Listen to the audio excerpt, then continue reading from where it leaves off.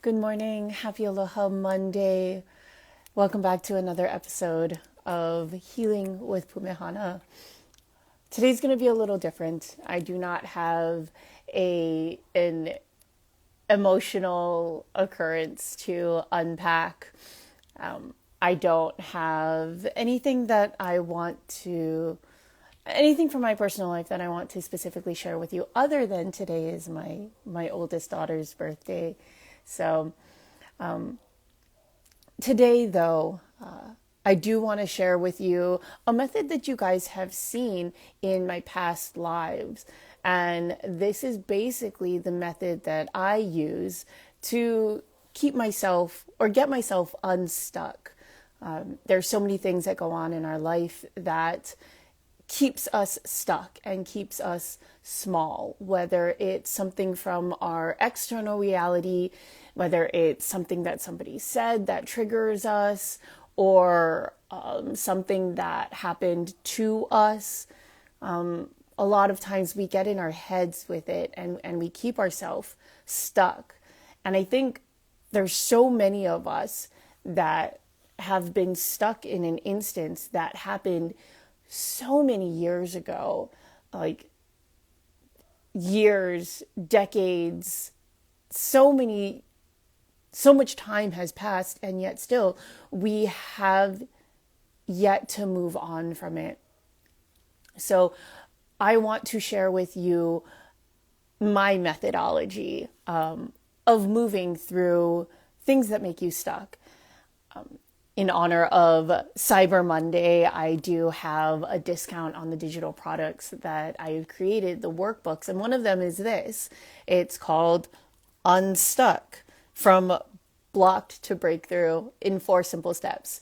And within my past lives, you guys have seen me go through a lot of these steps. Specifically, step 1 is grounding. So that's what I'm going to do with you guys today. I'm going to go through the 4 steps so that you guys can take this into your lives and implement them. And if this is something that you feel that is helpful for you, then please, I encourage you to use my discount code Grateful30 to get 30% off of all of my digital products that I have on my website at pumehanapalmer.com, and you can go into the menu and hit store and see what I have available. I put a lot of work and a lot of my heart into these digital products. I've also done this myself over the past 8 to 10 years. I've done a lot of growth and I've done a lot of work in myself, and what I am here to do is pass it on to you. So let's dive in, shall we? 4 steps to unstuck, from block to breakthrough in 4 simple steps. Step 1 is to ground yourself. Step 2 is to unpack. Step 3 is plan to grow. Step 4 is to look back to look ahead. That one is probably the most fun out of all of the steps. I would say my favorite is step 1, is the grounding, which again, you guys have seen me model that for you. And grounding is basically just that, of getting yourself grounded and present in where you're at right here, right now. And a lot of times that comes physically. That is focusing on the breath. Focusing on the breath, focusing on the body, focusing on the sensations that you're feeling. Really getting grounded and being super and hyper present with what's going on. Because a lot of times when we are elevated emotionally, we're spiraling downward. We're thinking of all the things, the what if this, and I can't believe she did that, and it's spiraling into what happened in the past and spiraling into what could happen in the future in the negative way. I think that we don't often spiral upwards in the what ifs of the future, or the positive what ifs of the future, which that's kind of step 4, but we'll get into that. So some of the questions in the workbook is, or it asks you to do just that. Brain dump and list out all of the emotions that you're feeling. When you can label these things, then it kind of takes away its power. So in the grounding step, we, like I said, focus on the emotions. What am I feeling right now? What emotions am I feeling right now? And really tap into that. I'm feeling frustrated. I'm feeling hurt. I'm feeling overwhelmed, right? What are the physical sensations? Let's get grounded in the physical sensations. I'm feeling a tightness in my chest. I'm feeling a heaviness and a weight and weight in my shoulders, right? Zone in on that. Really get grounded into the physical senses. And what's really important is that we come and we look at these things from a neutral perspective, almost from a place of, not almost, but from a place of curiosity and non-judgment. I found that when I've done this in the past, where I'm like, I'm feeling a tightness in my shoulders, but, oh, I don't know, I went to the gym yesterday, so that could be it too. Like, no. That's where I have to pause myself, and that's where I would encourage you to pause yourself. Because what this is simply a meaning-making machine. Meaning that all this is, your brain, your mind, it is looking for meaning in everything. A lot of us, and if you are a spicy little neurodivergent like I am, we often look for things to make sense. So it almost sometimes feels like we're grasping at straws so that we can conceptualize and analyze, and often analyze our feelings away. Oh, I'm feeling this because of this. Okay, I don't need to focus on it. I don't need to look at it. Right? Jessica, you know what I mean. You know what I'm talking about. Right? That's the spiral. So the purpose of step 1 in moving towards becoming unstuck from whatever it is, it's getting grounded, becoming neutral and calming the waters. There's a fable or a story that I won't get into. I think I said it on a podcast a while ago, but our mind is like a pond, right? And when there's a lot of movement underneath the surface, when there's a lot of action that's like the dirt underneath that's getting moved and mixed up, and the water is not at peace, not at rest.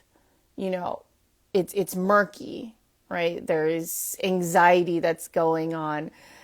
And once the pond settles, once everything that's underneath the surface, all the dirt, all the rocks and in grime and whatnot, once that all settles, then the pond becomes clear. The water becomes clear, and it's easy to see. So the purpose of this neutral step is to get grounded, is to get calm, so that we can move forward into the next steps with clarity. Step 2 is to unpack, really to ask these clarifying questions. Because we've taken care of step 1, because we've grounded ourselves, because our pond is clear, then we can ask ourselves these questions. We can allow for self-analysis from a place of neutrality, from a place of non-judgment, because we know that it was the emotions that were clouding our judgment. And that's not to say that our emotions were good or bad or anything like that or negative.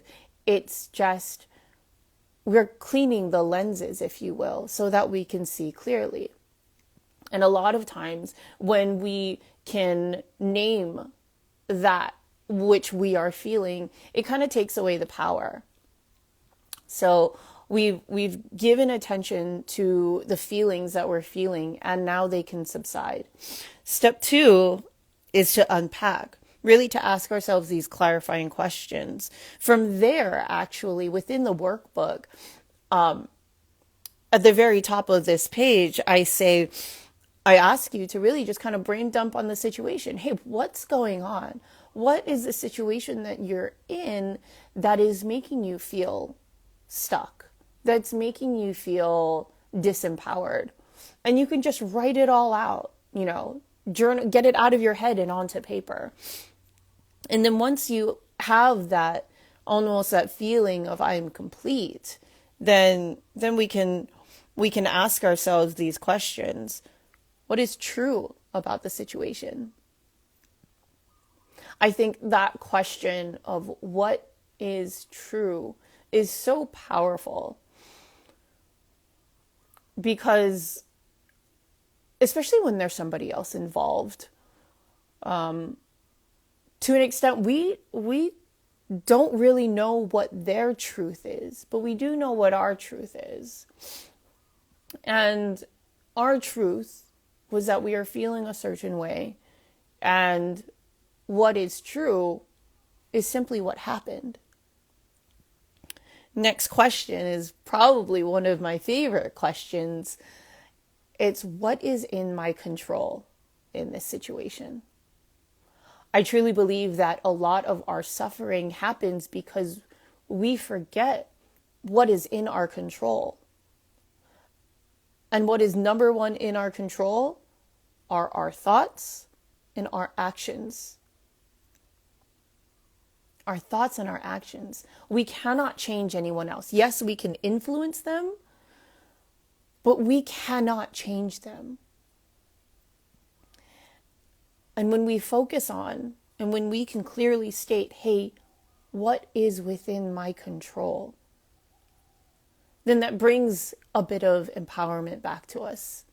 Because that's all we're looking for. I think, like I said, a lot of us, when we're spiraling when we are spiraling out of control, when our minds are spiraling out of control, it's because we forgot that we actually have control over these things.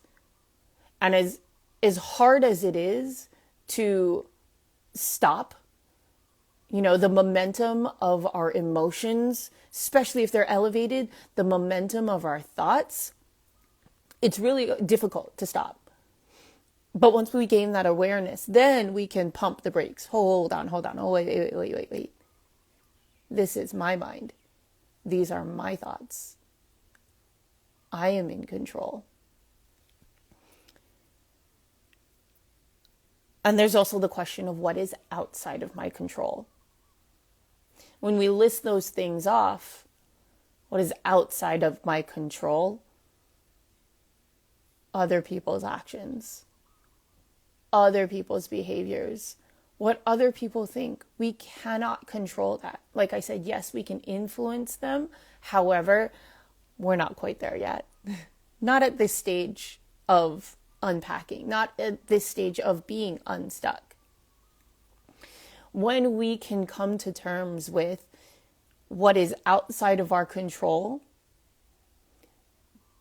then there's this beautiful position of surrender, of releasing and letting go. And to an extent, I find that within myself is that sometimes there's a bit of relief that comes when I can say, there's nothing that I can do about that. Because then I can breathe a little easier. And for those of you who are spiritual, then you can co-create with the universe. Then you can say, here, you take this stuff. Like, I'm going to just delegate this onto, put it onto your to-do list. And that's what we want. I think that's what we're looking for, is that little bit of sense of relief, of just take it. Like, here, you take that, you know? Because there's so much that's going on in our lives where all the plates are spinning, right? Remember those I think it was Chinese or something, the spinning plates act in the circus. We are spinning all the plates. And some of these plates are ceramic, and some of these plates are those freaking Corel, the plastic ones, or if you drop, they'll just bounce. But the ceramic ones, the super important ones, if you drop those spinning plates, they shatter. And those are our priorities. The number one spinning plate is the relationship that we have with ourselves.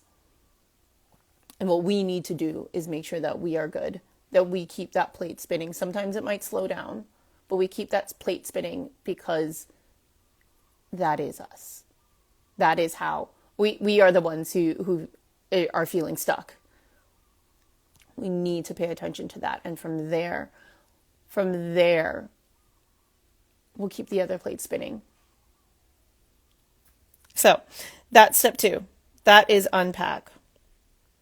Step 3 is plan to grow. Step 1 and 2 was getting present, right? In the right here, right now. What am I feeling? What is in my control? What is outside of my control? Step 3 and 4 are a little more forward facing. And this is what your coach does. Your coach gets you looking towards the future in a positive and hopeful sense with that kind of lens. So with this plan to grow, my first question is, what is the desired outcome? What do you want? What do you want out of this situation that is making you feel unstuck? What do you want out of whatever is making waves within your pond? Because now you remember that, hey, I do have control. I do have influence over this situation. What is it that I want? And I think for a lot of us have become or have noticed and are aware of people-pleasing tendencies. So we often look to other people and look at the situation around us, and we just make sure we want everything to be okay. Want everybody, what is the word? Copacetic. We want homeostasis, and we are willing to change ourselves. We are willing to change what we want for the sake of homeostasis. And we so often, so quickly forget that, hey, we can have what we want. It's okay to ask for what we want, because that is what's going to keep that number one most important ceramic plate going, is having what we want and what we desire, because we are deserving of it. We are. So what is your desired outcome? What do you want, right? What do you want to feel? And the second question is, in order to move forward, I need to believe that. Finish the sentence. In order to move forward, I need to believe that I am deserving of what I want. In order to move forward, I need to believe, and we're talking to ourselves here. For you, if you were my client and I was your coach, in order for you to move forward, what do you need to believe about this situation? That everything is going to be okay? That you deserve to have what you want? That you're not going to end up alone? You need to believe that people love you. You need to believe that you are capable of getting through this. What do you need to believe? And the next question is, what are 3 things that I can do to move forward? And the beautiful thing about this question, and what I absolutely love and what I tell my clients, is that these don't have to be the actual steps that you implement. This is just to get your brain going. This is just to get the momentum of thought going. What immediately comes to mind is, I don't know if you guys have kids or if you have seen the Inside Out movie. There's a scene in Inside Out where the main character, Riley, is sleeping. And what is it called? I think it's called the train of thought. And in order for joy, sadness, and her invisible friend,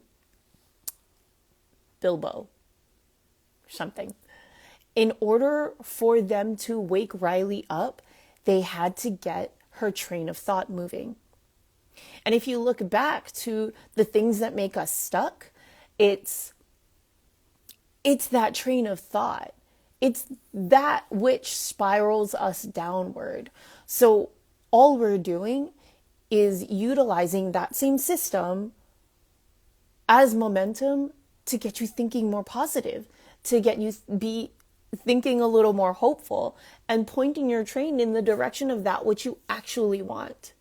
Because so often, like I was saying, our train of thought, our momentum is going backwards, it's going downwards, it's going in a direction that we don't want, and yet it's so easy. So with this question of what 3 things can I do to move forward, there's so much possibility in the word can. What can I do, right? Say you're having a disagreement with a friend, and she's actually a friend, and you're so worried that this disagreement, you're so worried that this conflict is going to lead you down a path in which you guys aren't friends anymore just because of this conflict. But I can argue that going one step back, what do I need to believe in order to move forward? I need to believe that this conflict is a good thing. I need to believe that this conflict, this disagreement will help build our bond and make us stronger. And the next question, what 3 things can I do to move forward? I could text her and say, hey, I'd really like to talk about this. Let's set a date. Let's set a time, right? Or what's another thing? I could write her a letter. Like I said, all of these things, you don't have to do them, but it's going to build momentum. And it's almost a numbers game.